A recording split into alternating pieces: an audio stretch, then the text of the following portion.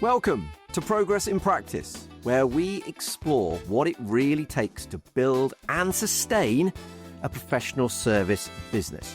The hard lessons, the smart moves, the uncomfortable truths.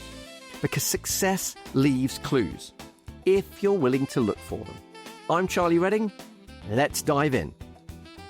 So Jill, welcome to the Progress in Practice podcast. I'm really looking forward to chatting to you and getting a little bit more sort of under the bonnet of how we operate as humans. So I know obviously a reasonable amount about your business. I'm really excited to talk about this. But I'd like you to explain to people that don't know anything about you, who it is that you serve, how do you help them, and what makes you different to other people? Okay, well, first of all, thank you for inviting me. So who I work with are impact and purpose-driven entrepreneurs who are already doing well. They're already high functioning, high achieving, but they're very aware that they're not quite accessing everything that they've got to give. They know there's more to them, more that they can offer, but somehow there's just some stuff in the way that they just, that means they just can't access that greater potential that they know they have. So yeah, I help them basically clear what's in the way and connect to that higher functioning version of themselves. Brilliant. And how do you do that? So in essence, I'd say there's three parts to it. Firstly, they're connecting to what they want to create in their business, but also who they need to be to support and hold and live as that creation. Then the gap between where they are now and who that future version of them is that can hold that. And then I clear everything that's in between. So all the resistance that's blocking those two, in between those two places, that's what I'm working to clear out. And at the root of it, not just managing what's in the way and finding ways of working around it, but actually undoing the beliefs, the limitations that are beneath what's causing them to feel that friction. Interesting. And so there's obviously lots of different coaches and mentors and things like that out there. What makes what you do different to the wide array of coaches that are out there? So this might take a little while to explain because there's quite a few differences, just to warn you. The first is the framework that I use. So the context of how we work, I'd call a creative orientation. So most people are generally working from, yes, I want to create this, but their focus tends to be on problem resolution, problem solving. But if your focus is on the problem, even if it's solving it, it's still on the problem rather on this bigger context of what you're actually looking to create. So we're always looking at that future point of what are you creating and who do you need to be to create that and to live in that reality.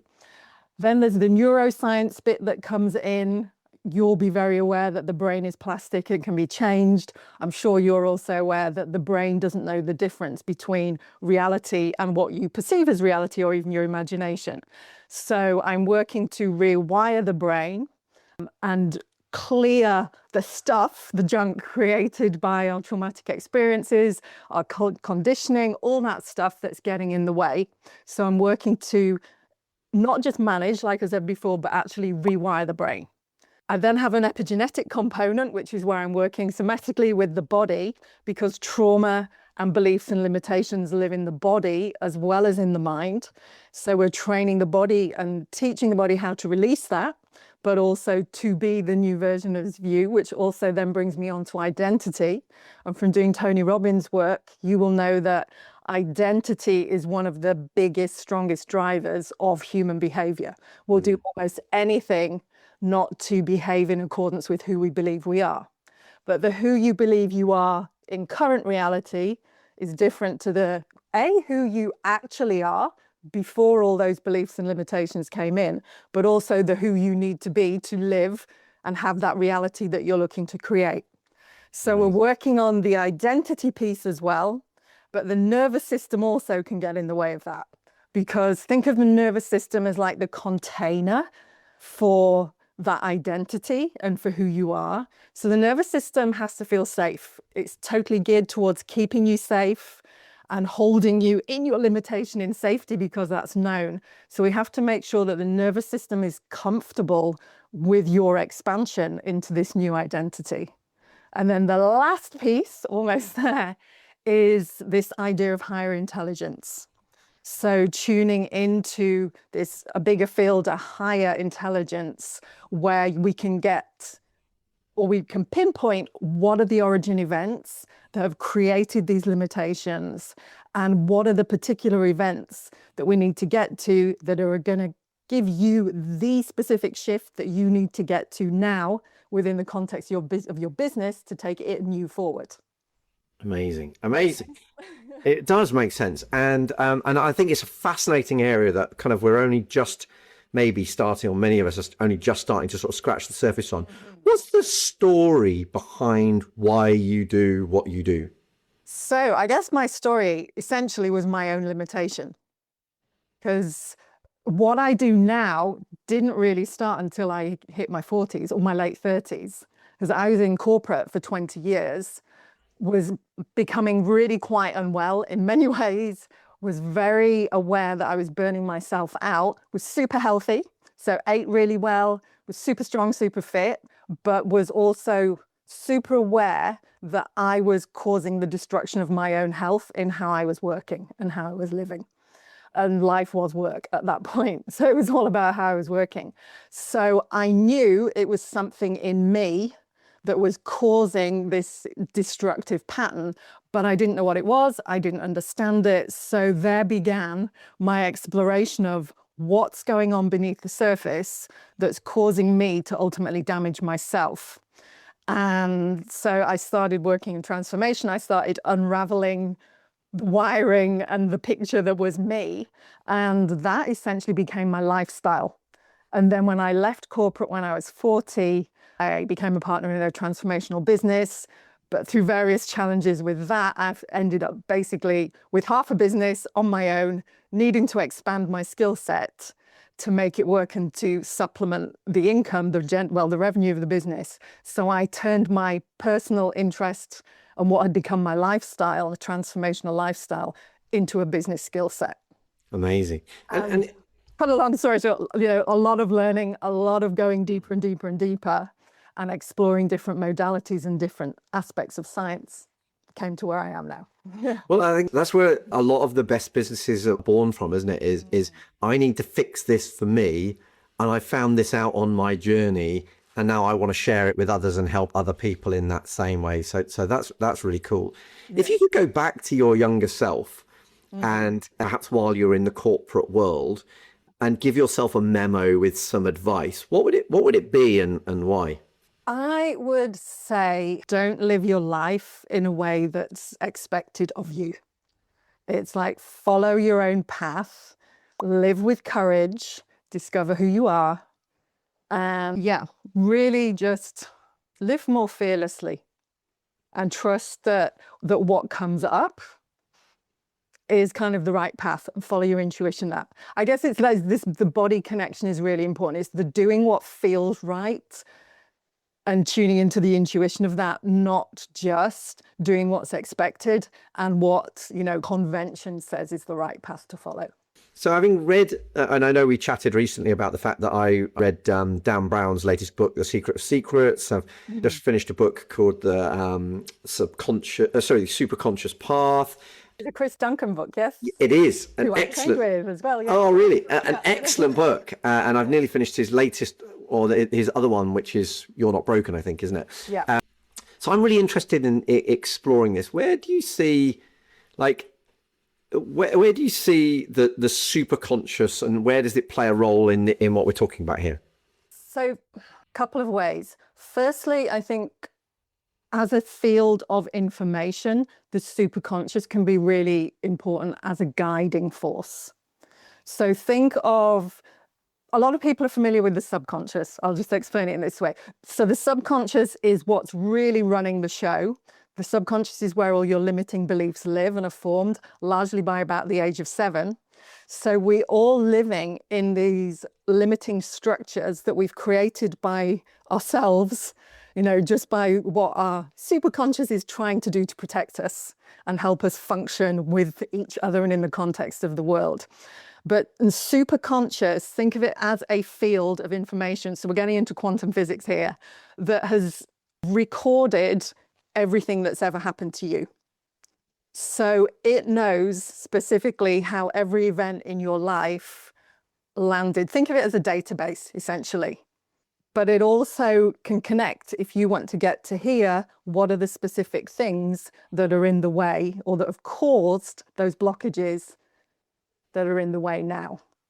But then bigger than that, the unified field, which is also superconscious, it's just different terminology, is a field of possibility. So someone like Dr. Joe Dispenza, who many people have heard of as well, is taking people into this quantum field, this field of possibility, where anything and everything becomes possible, both in terms of what you can learn, but also who you can become, and also what's possible in your external environment. Amazing. What blows my mind about this subject is that, like, it all sounds a bit woo-woo if we're all completely honest, and yet the evidence that is being put forward by these different sources, these different people, this different research, makes it more and more compelling. And we probably don't really understand what's going on, but we know there's way more going on than we understand. Based on this topic, if you could leave no money, no inheritance to a next generation, but just one sort of piece of wisdom, what would that be and why? I think it would be learn about who you really are. So, and how do you do that? Because most people think they know who they are, but they know who their ego version of them is. They don't know who they really are. So you find that out by living life, by connecting to what lights you up, what fills you with joy. And that's who you really are. That's your essence. When you're most in kind of personal freedom and in flow, that's you being you. So do more of what helps you discover that, and then build a life around that with courage, with passion, and then you're literally living as you in your freedom. So, and I think that is a very happy place to be. That doesn't mean stuff in life doesn't happen. It doesn't mean there aren't challenges. But if you can live from that deeper connection to who you are in your freedom, it's a much more fluid and evolutionary, but also happy place to be. That's incredible, isn't it? And you know, and in today's society or today's world, it's never been easier to build a business that you're around what you're passionate about. And in an AI-driven world, it's never been sort of cheaper or faster. So it's this huge, it's incredible opportunity. It's an incredible privilege. But you do have to design it yourself, don't you? You can't just kind of go with the flow. Absolutely. And that's where I think the creative structure comes back. You need to know what it is you want to create and who you need to be to live that. Because I think one of the big things about business is the business can only ever grow to the capacity of the founder. So you have to know where you're going, but also become that person, and also allow the space for possibility and freedom. So trusting what comes up, allowing opportunities to come in instead of trying to control everything. And control is a very fear-based, behavior pattern. So it's that blend of freedom, possibility, but having that clear vision, knowing who you are, and then just going for it. Brilliant, brilliant. And what's the biggest obstacle blocking you from achieving your own goals at the moment? Well, it would be me. But that is part of the belief of the work that I do, that it's always the founder who is the biggest block in the business. Because you can have strategies, you can have plans, but it's down to, are you able to execute? Are you able to step up and do what's required? And that comes down to the person. So for me now, I'm in my mid-50s. I'm at that stage of life where I don't have as much energy as I used to, have a very different hormonal makeup to what I used to as well, which impacts everything. So there's part of me that would love to be slowing down and easing back and just enjoying life a lot more. But then there's this other part of me that's super passionate about what I do, and also has pivoted into working with impact entrepreneurs and really wants to pursue that. So there's that friction in me between not wanting to work in the way I used to, which was destructive to me as well, but also wanting to make stuff happen and make a real impact. And that's kind of, I mean, it's a common obstacle that people suffer, isn't it? Because, I mean, I know you've seen me talk about how I do goal setting and what I call the 6 spheres of success. But, you know, people often just set goals in one area of their life, don't they? And they wonder why that's, you know, like, let's say they set business goals. They wonder why they've got this great business, but their marriage has failed and they're not as fit and healthy. So by having goals in different areas, you kind of can create that balance. So I know you've seen this session before, but I'll drop, for anyone else, I'll drop a link in the show notes to that session on goal setting. Yeah, because I think I learned the hard way that it can't be all about work. Yeah. So, you know, and my body still almost carries the scars of that. There's certain things, certain ways that my body functions that are like a residue of that period. So I think you do have to have balance. But the reality is, if you structure it correctly, if you work in a way that isn't just pushing and forcing, which you can waste a huge amount of energy on that, but you're clearing those limitations, clearing the blocks, you can work in a more effortless way, which for the nervous system, from an energy point of view, is really helpful and supportive. So although I have this conflict, for me, my work is to create a business that allows for both. Brilliant. And what we've already mentioned a couple of books, but what other books or frameworks or mentors have helped you on your journey, and where is it visible in your life or business today? Okay, so I would say as a daily practice, coherence. So HeartMath, who you may have heard of, have done, and they're a multi-billion company who've done a huge amount of research talking about kind of bring science to the woo-woo, but who've done a huge amount of research showing that when you can bring the electromagnetic field of the heart and brain into coherence with each other, you work in a much more intelligent, or you access a much more intelligent and creative and intuitive space. And then off the back of that, I would say people like Dr. Joe Dispenza, Becoming Supernatural, William Whitecloud. So these aren't business books, but I think they're useful to business people because, like you said, for a lot of people, this kind of work can be a little on the not quite sure about this. It's not very familiar. It's a little out there. But there is, with Dr. Joe, can't even say his name, Dr. Joe Dispenza, there is the science to show what coherence is and looks like in the kind of ECGs of the brain and the heart. And he can show what coherence looks like. And I think that's what's really interesting about this subject, isn't it? Is that we're just starting to see the scientific evidence for what sort of people in their heart have known has been going on somehow, but we're now starting to see some, which obviously helps people be able to adopt this stuff. Where's the best place for if somebody's listening to this and thinking, I'd love to know more about this, I'd love to chat to Jill about this, where's the best place for people to find you? So my website, firstly, at Impact-BC, Impact Business Consultancy. My LinkedIn, Jill Martin, and my Instagram, Jill Martin.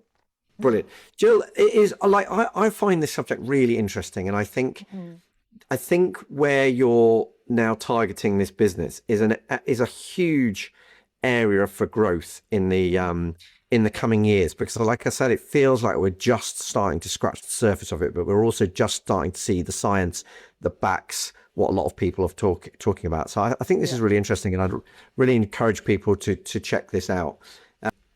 So yeah, Jill, it's been an absolute pleasure chatting to you. Thank you so much for coming on to Progress in Practice. I think there's a whole load that people can explore here. And as a reminder, the Progress in Practice podcast is brought to you by the trusted team that helps you build a saleable and scalable business. I'll put a link in the show notes to the goal setting session I talked about. And Jill, it just leaves me to say a huge thank you. Thank you. Obviously, I've done a session with you on this and I found it incredibly helpful, and I encourage other people to reach out and do the same. So thank you very much for coming on. Thank you. Thank you very much. If this conversation resonated, you'll find more support, structure and community inside the trusted team, where ambitious service-based founders come to build businesses that are scalable, saleable and sustainable. You can find out more at thetrusted.team. And if you're enjoying Progress in Practice, please make sure you follow the show and leave a rating and review. It really helps more founders find these conversations and to bring you better and better guests. So until the next time, keep progressing.